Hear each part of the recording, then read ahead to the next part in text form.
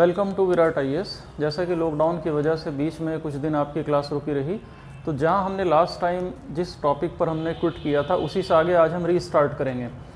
तो ध्यान से आप समझिएगा और हमारा प्रयास ये रहेगा कि रेगुलर आपको सारी चीज़ें दी जाएंगी, क्लासरूम के बिल्कुल लाइव फॉर्मेट में चीज़ें दी जाएंगी और हम कोशिश करेंगे कि आपको बिल्कुल क्लासरूम की फीलिंग आए और कोई दिक्कत आपको पेश ना आए। तो फंडामेंटल राइट का हम टॉपिक डिस्कस कर रहे थे, आज हम वहीं से अपनी शुरुआत करते हैं। तो यहाँ देखिए, आप जानते हैं कि हम आर्टिकल 21 तक हमने डिस्कस कर लिया था। आर्टिकल 21 के बाद आता है आर्टिकल 22, अनुच्छेद 22। देखिए, अनुच्छेद 22 में कहा गया है कि protection from arrest and detention, गिरफ्तारी और निरोध से संरक्षण या निवारक निरोध जिसे बोलते हैं।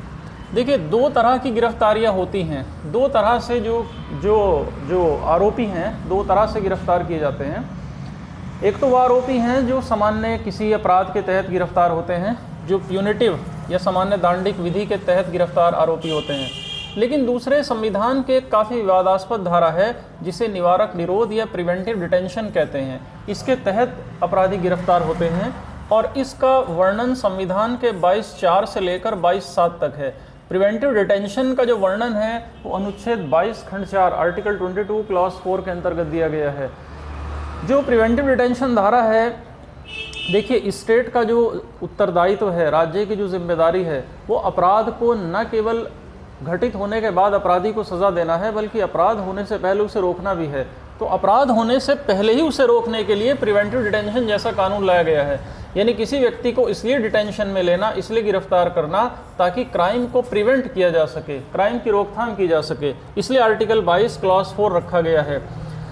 तो जैसा वर्णन इस प्रिवेंटिव डिटेंशन या निवारक निरोध जैसे क्लॉज का भारत के संविधान में है, दुनिया के किसी भी संविधान में इस तरह के क्लॉज का वर्णन नहीं है। ये भारत के संविधान की विशेषता है। दूसरा इंपॉर्टेंट पॉइंट ये बनता है कि जो प्रिवेंटिव डिटेंशन कानून बनाने का अधिकार है, ये कॉन्स्टिट्यूशन की समवर्ती सूची में है। यानी स्टेट गवर्नमेंट भी और सेंट्रल भी, यानी पार्लियामेंट भी और विधानसभा भी, दोनों प्रिवेंटिव डिटेंशन के बारे में कानून बना सकते हैं। जैसे महाराष्ट्र गवर्नमेंट का एक बहुत खतरनाक कानून है और ऐसा कहा जाता है कि अगर अपराधियों के ऊपर ये लग जाएगा तो ज़िंदगी ख़राब हो जाती है अपराधी की, अगर एक बार वो कानून लग गया। उस कानून का नाम है मकोका कानून का नाम आपने ज़रूर सुना होगा। MCOCA, Maharashtra control of organised crime act. इसी तर्ज पर एक कानून उत्तर प्रदेश में लाने की चर्चा चल रही है जिसका नाम होगा यूपी कोका, जो ऑर्गेनाइज्ड क्राइम है, यानी गैंग बना करके वारदात करना। यानी जो भाई लोग हैं अपना गैंग बना लेते हैं, ग्रुप बना लेते हैं और समूह में वारदात करना, तो इसे कहते हैं ऑर्गेनाइज्ड क्राइम या संगठित अपराध। तो इसे रोकने के लिए महाराष्ट्र में मकोका है, तो यूपी में इसी तर्ज पर यूपी कोका लाने की तैयारी है। तो इस बात से ये बात सिद्ध हो जाती है कि जो प्रिवेंटिव डिटेंशन कानून है, इसको बनाने का राइट सेंटर को भी है, यानी पार्लियामेंट को भी है, और स्टेट लेजिस्लेटिव असेंबली को भी है, राज्य विधानमंडलों को भी है। तो निवारक निरोध जैसी धारा कहीं नहीं है। वैसे तो अगर नॉर्मली किसी आरोपी को, किसी मुलजिम को जिस पर आरोप है, एलिज्ड पर्सन को अगर गिरफ्तार किया जाएगा, अरेस्ट किया जाएगा, तो उसे 24 घंटे के भीतर नज़दीकी मजिस्ट्रेट के सामने पेश करना ज़रूरी होता है। ये कानून है। अब अगर आज किसी को गिरफ्तार किया गया तो 24 घंटे के भीतर इसे मजिस्ट्रेट के सामने पेश करना होगा। लेकिन अगर कहीं दूर से पकड़ा है और यात्रा का जो टाइम है, जर्नी का जो टाइम है, वो 24 से ज़्यादा लग रहा है, तो जर्नी का टाइम शामिल नहीं होता है। तो जर्नी के टाइम को छोड़ करके 24 घंटे काउंट किए जाते हैं। दूसरा, उसे राइट ये होता है कि अपना मनपसंद वकील कर सकता है, अपना एक रिप्रेजेंटेटिव खड़ा कर सकता है। लेकिन अगर किसी व्यक्ति को निवारक निरोध धारा के तहत गिरफ्तार किया जाएगा, प्रिवेंटिव डिटेंशन कानून के तहत गिरफ्तार किया जाएगा, तब उसे इस तरह के क्लोज नहीं मिलते। 24 घंटे के भीतर उसे नज़दीकी मजिस्ट्रेट के सामने प्रस्तुत नहीं करना पड़ेगा। तब उसे 3 महीने तक सुरक्षा एजेंसियां सेवा पानी में रख सकती हैं, अपनी कस्टडी में रख सकती हैं, और 3 महीने के बाद भी रख सकती हैं। तो 3 महीना अधिकतम प्रिवेंटिव डिटेंशन की अवधि है, 3 महीना। अगर 3 महीने से अधिक रखना हो तो तो 3 महीने से अधिक भी रख सकते हैं। लेकिन उस स्थिति में क्या होगा कि हाई कोर्ट के जो जज हैं उनके अध्यक्षता में कमेटी बनेगी, और अगर वो कमेटी अपनी सिफारिशें दे देती है तो 3 महीने से अधिक भी उसे पुलिस कस्टडी में उस व्यक्ति को रखा जा सकता है, जिसे निवारक निरोध धारा यानी 22 खंड 4 यानी प्रिवेंटिव डिटेंशन की क्लॉज के तहत जिसे अरेस्ट किया गया हो। तो 3 से ज़्यादा भी रख सकते हैं। 3 महीने से ज़्यादा रखने के लिए 2 कंडीशंस हैं, यहाँ ध्यान दीजिएगा। ये 2 कंडीशंस कौन सी हैं? एक तो हाई कोर्ट के जज का सलाहकार बोर्ड हो, एडवाइजरी, जैसा मैंने अभी बताया कि एक कमेटी हो, और दूसरा ऐसा कानून पार्लियामेंट ने बनाया हो। जैसे ऐसा कानून है, एक बेहद खतरनाक कानून इस समय है देश में जिसे यूएपीए कहा जाता है। यूएपीए यानी अनलॉफुल एक्टिविटी प्रिवेंशन एक्ट, गैर कानूनी गतिविधि रोकथाम अधिनियम, 67 में एक कानून बना था। तो इस समय अगर आपसे कोई क्वेश्चन करेगा कि आतंकवाद से निपटने के लिए सबसे खतरनाक कानून कौन सा है, तो यूएपीए है, अनडाउटेड, नो डाउट, ये सबसे खतरनाक कानून है। तो अगर यूएपीए के तहत कोई गिरफ्तार होता है तो उसे 3 महीने तो रखा ही जा सकता है, इससे ज़्यादा समय तक भी पुलिस कस्टडी में उसे रखा जा सकता है। तो ये 22 खंड 4 है। प्रिवेंटिव डिटेंशन कानून को लेकर समय समय पर अनेक कानून संसद ने बनाए हैं। जैसे जब लालू यादव, जिनका नाम आपने सुना होगा, जिस समय वो अपनी राजनीति की शुरुआत कर रहे थे, तो उस समय एक कानून उनके ऊपर लगाया गया था, इंदिरा सरकार के द्वारा एक कानून बना था, Misa, maintenance of internal security act. और ये संयोग की बात थी कि जिस समय लालू यादव जेल में थे तो उसी समय उनके यहाँ एक संतान ने, एक बेटी ने जन्म लिया, और क्योंकि लालू यादव के ऊपर मीसा कानून के तहत कार्रवाई की गई थी तो उन्होंने बेटी का नाम मीसा ही रख दिया, और उस बेटी को आज मीसा भारती के नाम से सभी जानते हैं। तो मीसा जो है ये किसी कोई शाब्दिक अर्थ नहीं है इसका, बल्कि मीसा कानून उस समय था जो एक प्रिवेंटिव डिटेंशन कानून था। इसी तरह जो इकोनॉमिक ऑफेंसेस हैं, जो आर्थिक अपराध हैं, आर्थिक अपराधों जैसे जाली मुद्रा चलाना, नकली मुद्रा छापना, है ना, जो काउंटरफीट करेंसी है, तो इससे निपटने के लिए एक बहुत अच्छा कानून है कॉफेपोसा। ये इतना खतरनाक कानून है कि रासुका के इक्विवेलेंट है, एनएसए यानी रासुका, ये रासुका के बराबर है। इसी तरह जो रासुका है, राष्ट्रीय सुरक्षा कानून, नेशनल सिक्योरिटी एक्ट, ये देश की एकता, अखंडता को अगर कोई खतरे में डालेगा, देश की यूनिटी को, इंटीग्रिटी को, सॉवरेंटी को अगर खतरा होगा, या अगर कोई कास्ट और कम्युनल लाइन पर देश में डिवीजन करेगा या भड़काएगा सांप्रदायिकता को, जातिवाद को, तो उस पर एनएसए के तहत कार्रवाई बन सकती है। जैसे अभी निकट अतीत में आपने देखा होगा कि पश्चिमी उत्तर प्रदेश के उभरते हुए दलित नेता हैं श्री चंद्रशेखर उर्फ रावण, तो उन पर उत्तर प्रदेश शासन द्वारा रासुका के तहत कार्रवाई की गई थी। उनके ऊपर यह आरोप था कि उन्होंने जातिवाद को भड़काया। तो ये जातिवाद और सांप्रदायिकता दोनों की स्थितियों में रासुका लगाया जा सकता है। तो रासुका एक बहुत खतरनाक कानून है, एनएसए। और एनएसए जो है ये कब लाया गया था? 1980 में।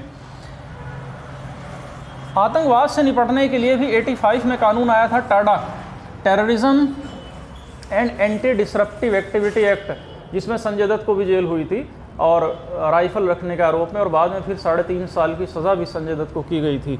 तो टाडा जो है ये कानून था, हालांकि टाडा का दुरुपयोग भी हुआ, राजनीतिक दुरुपयोग होते हैं कानूनों के, तो 95 में फिर टाडा को समाप्त कर दिया गया। फिर आतंकवाद से निपटने के लिए जब अटल बिहारी वाजपेयी देश के प्रधानमंत्री होते थे तो उस समय कानून लाया गया, POTA, prevention of terrorist activities act, POTA, 2002 में। और उस समय आपको याद होगा कि जॉइंट सेशन हुआ था, संयुक्त अधिवेशन हुआ था। आप ये जानते हो, हमने पढ़ा है कि संसद के दोनों सदनों को अगर साधारण विधेयक के संदर्भ में कोई मतभेद हो जाए तो आर्टिकल 108 कॉन्स्टिट्यूशन का ये प्रावधान करता है कि संयुक्त अधिवेशन यानी जॉइंट सेशन बुला सकते हैं। तो जॉइंट सेशन बुलाया गया था और 2002 में ये पोटा कानून लेकर आई थी वाजपेयी सरकार, हालांकि बाद में इसे भी समाप्त कर दिया गया।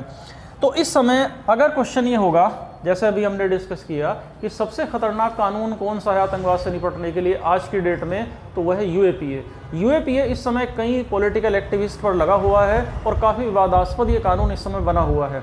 लेकिन नो डाउट इस समय आतंकी गतिविधियों के विरुद्ध जो स्टेट के हाथ में जो सबसे बड़ा हथियार है कानून के रूप में, वो है यूएपीए।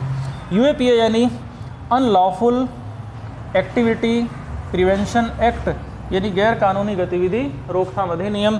1967 में ये कानून लाया गया था, 67 में, और अभी इसको और अधिक कठोर बना दिया गया है, और अधिक कठोर बना दिया गया है। तो ये हमने चर्चा किया आर्टिकल 22 की, और आर्टिकल 22 के खंड 4 में दिए गए प्रिवेंटिव डिटेंशन यानी निवारक नज़रबंदी कानून की। तो होपफुली ये आपको क्लियर हुआ होगा। अब हम इससे आगे चल रहे हैं। नेक्स्ट 2 आर्टिकल अभी हमें पढ़ने हैं, आर्टिकल 23 और 24। आर्टिकल 23 और 24 में शोषण और उत्पीड़न के विरुद्ध कुछ अधिकार दिए गए हैं। जैसे आर्टिकल 23 राइट अगेंस्ट एक्सप्लॉयटेशन की बात करता है। देखिए आर्टिकल 23 का क्लॉज 1 23 खंड 1 का जो स्टेटमेंट है, जो उसकी लैंग्वेज है, वो कहता है कि मानवीय दुर्व्यापार और बेगार इन दोनों के विरुद्ध प्रोटेक्शन मिलेगा, इन दोनों को प्रतिबंधित किया जाएगा। मानवीय दुर्व्यापार यानी ह्यूमन ट्रैफिकिंग, और बेगार कहते हैं बिना पैसा दिए, बिना मजदूरी दिहाड़ी दिए किसी से काम कराना, मजदूरी कराना। तो ह्यूमन ट्रैफिकिंग का मतलब है जैसे महिलाओं का अनैतिक व्यापार या बच्चों का अनैतिक व्यापार, इमोरल ट्रैफिकिंग है ना। भारत में आप जानते हैं कि ऐसे आंकड़े हैं, बेहद डरावने आंकड़े हैं कि लाखों महिलाएं भारत में खरीद फरोख्त की जाती है। आज भी बच्चों की खरीद फरोख्त की जाती है, उनके शरीर के अंगों का कारोबार है जो निकाल कर बेच दिए जाते हैं। तो ऐसे जघन्यतम अपराधों से निपटने के लिए आर्टिकल 23 क्लॉज 1 रखा गया है। और जो मानवीय दुर्व्यापार और बेगार है उस पर बैन लगाया गया। तो बेगार का मतलब फोर्स्ड लेबर को बैन किया गया है, बलात् श्रम प्रतिबंधित किया गया है। यानी इसका अर्थ ये हुआ कि जबरन किसी से मेहनत मजदूरी नहीं कराई जा सकती। उधर आप ये जानते हो कि जो मूल अधिकार हैं, जो फंडामेंटल राइट हैं, ये कॉन्स्टिट्यूशन के भाग 3 में हैं। भाग 3 में आर्टिकल 12 से लेकर 35 तक है। तो जो आर्टिकल 35 है फंडामेंटल राइट के अंतर्गत, ये 35 आर्टिकल कुछ और नहीं है, बल्कि ये पार्लियामेंट को राइट देता है कि पार्लियामेंट फंडामेंटल राइट को लागू करने के लिए आपराधिक कानून बना सकती है। यानी किसी भी मूल अधिकार की अवहेलना होने पर उसके लिए दंड का, सज़ा का प्रावधान कर सकती है संसद।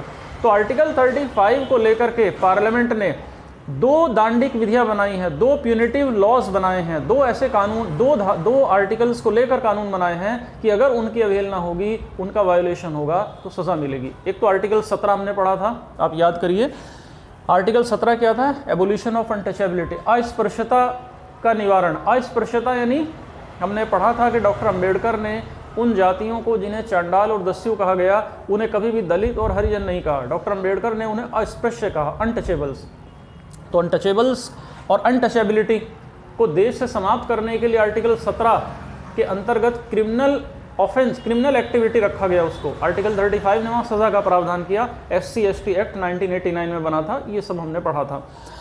दूसरा आर्टिकल है 23, आर्टिकल 23 जिसमें मानवीय दुर्व्यापार है, यानी अगर ह्यूमन ट्रैफिकिंग होगी या फोर्स्ड लेबर होगा, यानी जबरन किसी से कोई काम कराएगा तो उसे भी सज़ा दी जाएगी। आर्टिकल 35 ने क्रिमिनल एक्ट इसके लिए भी बनाया है। तो अगर क्वेश्चन आता है कि कौन से ऐसे 2 फंडामेंटल राइट हैं जिनको लेकर आर्टिकल 35 ने जिनको क्रिमिनल एक्टिविटी डिक्लेयर किया है, तो 17 यानी अनटचेबिलिटी वाला, अस्पृश्यता वाला, और 23 यानी फोर्स्ड लेबर वाला।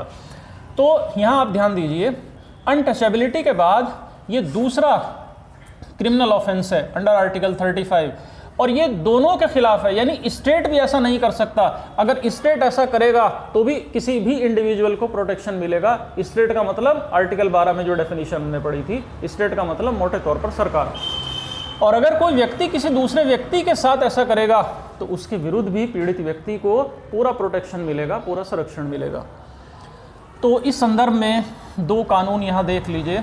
एक तो बॉन्डेड लेबर इरेडिकेशन एक्ट था 76 में, यानी बंधुआ मजदूरी को समाप्त करने के लिए कानून आया था सन 76 में। देखो ये क्वेश्चन है आपके, सीधा सीधा क्वेश्चन है। क्वेश्चन उठाया गया आपके डिफरेंट एग्जामिनेशंस में, PCS से लेकर और जो बाकी टाइप के ऑब्जेक्टिव एग्जाम्स हैं, कि जो बंधुआ मजदूरी अधिनियम था ये कब लाया गया? तो 76 में लाया गया था। और किस आर्टिकल के आलोक में लाया गया, किस अनुच्छेद के बैकग्राउंड में लाया गया? 23 क्लॉज 1 के। दूसरा, जो महिलाओं और बच्चों का जो इमोरल ट्रैफिकिंग है, अनैतिक व्यापार है, इसको ख़त्म करने के लिए कानून लाया गया 86 में। तो महिला एवं बाल अनैतिक व्यापार निवारण अधिनियम, यानी women and children immoral trafficking prevention act 1986। तो ये 2 कानून है आर्टिकल 23 के संदर्भ में। हमने पढ़ा था कि भारत में जो कानून की व्यवस्था है ये वादी और प्रतिवादी व्यवस्था है भारत में। वादी प्रतिवादी का मतलब ये होता है कि एक व्यक्ति मुकदमा करने वाला और दूसरा उस मुकदमे को फेस करने वाला। तो हमारे एग्ज़ाम्स में केस यानी मुकदमे यानी वादों को पूछने की परंपरा है कि कौन सा वाद किस अनुच्छेद से संबंधित है या किस वाद में क्या प्रावधान है। तो इसी संदर्भ में एक प्रमुख 1-2 केस हैं जिन्हें आप देख लीजिए। एक केस है दीना बनाम भारत संघ, 1983 का ये मुकदमा है, यानी दीना वादी है और भारत सरकार प्रतिवादी है। इसमें कहा गया था कि अगर जेल में बंद कैदी हैं तो जेल में बंद कैदियों को भी अगर उनसे कोई मेहनत मजदूरी ली जाती है, कोई लेबर उनसे कराई जाती है तो उन्हें उचित मजदूरी दिए जाने का अधिकार है, और अगर उन्हें उचित मजदूरी नहीं दी जाएगी तो आर्टिकल 23 का वायलेशन माना जाएगा। ये क्लियर बोला माननीय सुप्रीम कोर्ट ने दीना बनाम भारत संघ में। तो दीना बनाम भारत संघ 1983 का केस किससे रिलेट हो गया? 23 से। इसी तरह एक और इसी संदर्भ में इसी टाइप का केस है नीरजा चौधरी बनाम एमपी। नीरजा चौधरी बनाम एमपी 1984 का केस है और इसमें ये कहा गया कि सरकार का काम, स्टेट का काम केवल जो बंधुआ मजदूरी है, जो ज़बरदस्ती किसी से मेहनत मजदूरी बॉन्डेड लेबर कराना है, सिर्फ उसे रोकना ही नहीं है सरकार का काम, बल्कि सरकार का काम ये भी है कि सरकार इन जो मजदूर इस तरह से सरकार छुड़ाएगी, ज़बरदस्ती अगर किसी से मेहनत दिहाड़ी मजदूरी कराई जा रही होगी तो उनको सरकार रिहेबिलिटेट भी करेगी, पुनर्वास भी करेगी। यानी केवल उन्हें मेहनत मजदूरी से ज़बरदस्ती अगर कराई जा रही है उससे बचाना भी सरकार का रिस्पॉन्सिबिलिटी है, और बचाने के बाद उन्हें कहीं बसाना भी सरकार की रिस्पॉन्सिबिलिटी है। ऐसा इसलिए कहा कोर्ट ने नीरजा चौधरी के केस में कि कहीं ऐसा ना हो कि ये दोबारा उत्पीड़न का शिकार हो जाएं, कहीं दोबारा से शोषण का शिकार ना हो जाएं। इसलिए कहा कि सरकार की पूरी जिम्मेदारी बनती है कि इनको रिहेबिलिटेट करे, इन्हें बसाए, कहीं भी इन्हें प्रॉपर रिहेबिलिटेशन इनका करे। तो ये आर्टिकल 23 और 24 को हमने डिटेल में हमने समझने का प्रयास किया। आर्टिकल 24 या आर्टिकल 23 हमने समझा। नेक्स्ट आर्टिकल 24 की तरफ हम चल रहे हैं। आर्टिकल 24 में कहा गया है कि जो बच्चे हैं, बच्चों से काम नहीं कराया जाएगा। देखिए, बच्चों का काम है शिक्षा लेना। आर्टिकल 21A के तहत ये कानून है कि देश में 14 साल तक के बच्चों को फ्री और कंपलसरी एजुकेशन दी जाएगी। ये आर्टिकल 21A है, फंडामेंटल राइट है, सबको शिक्षा मिलेगी। तो 24 ये बोलता है कि बच्चों को किसी भी रोज़गार में नहीं लगाया जा सकता, विशेष तौर से जोखिम भरे यानी रिस्की जो रोज़गार हैं जिसमें उनके जीवन को, उनके स्वास्थ्य को ख़तरा हो। स्टील के कारखानों में, लकड़ी के कारखानों में, होटल में, ढाबों पर, जहां उनका बचपन और उनका जीवन छीन लिया जाए। तो बच्चों को उनके बचपन नहीं छीना जा सकता बच्चों से। तो जोखिम भरे कारखानों में नहीं लगाया जा सकता 14 साल से कम उम्र के बच्चों को। और इसके लिए कई कानून हैं, जैसे इंडियन फैक्ट्री एक्ट है 1948 वाला, भारतीय कारखाना अधिनियम। अगर कोई बच्चा किसी भी होटल में, ढाबे में, किसी फैक्ट्री में, कंपनी में जिसकी एज 14 साल से कम है, अगर वो काम करता मिलेगा तो कानून अपना काम करेगा और उस पर उस एम्प्लॉयर पर, यानी जिसने उसे रखा है, उस पर कानूनी कार्रवाई होगी। इसी तरह खानों में, यानी माइंस जो होती हैं, तो जो खान होती है, माइंस होती है, उसमें भी किसी को नहीं लगाया जा सकता, किसी बच्चे को नहीं लगाया जा सकता 14 साल से कम उम्र के। इस संदर्भ में कानून है माइंस एक्ट 1952। इसी तरह शिशु अधिनियम है 1966 और बाल श्रम यानी चाइल्ड लेबर प्रोहिबिशन एक्ट 1986 ये प्रावधान करता है। देखो, चाइल्ड लेबर प्रोहिबिशन एक्ट यानी बाल श्रम प्रतिबंधित अधिनियम आया था 1986 में। 10 अक्टूबर 2006 को इस कानून में अमेंडमेंट किया गया, इस कानून में संशोधन किया गया, और संशोधन के बाद ये प्रावधान कर दिया गया कि अगर ये कानून किसी के ऊपर लगेगा, यानी अगर किसी इस तरह का कोई ओनर है, कोई फैक्ट्री ओनर है, कोई होटल या ढाबा का ओनर है, अगर वो बच्चों को इस तरह लगा रहा है तो ये कानून काम करेगा, जिसमें 3 महीने से लेकर और 1 साल तक की जेल होगी और 10,000 से लेकर 20,000 रुपये तक का जुर्माना यानी पेनल्टी इम्पोज की जाएगी। तो ये सारे प्रावधान हमने आर्टिकल 23 और 24 के काफ़ी विस्तार से पढ़े। होपफुली आज का ये सेशन आपको समझ में आया होगा। अब हमें काफ़ी इंपॉर्टेंट हमारा नेक्स्ट आर्टिकल्स हैं जो रिलीजन से रिलेटेड है। देखो, धार्मिक आज़ादी भारत का संविधान देता है और धार्मिक आज़ादी इतनी महत्वपूर्ण है कि उसे मूल अधिकारों में, फंडामेंटल राइट्स में रखा गया है, आर्टिकल 25 से लेकर 28 तक, जिसे हम नेक्स्ट लेक्चर में करेंगे। तो आज के लेक्चर में बस यहीं समाप्त करते हैं। Thank you.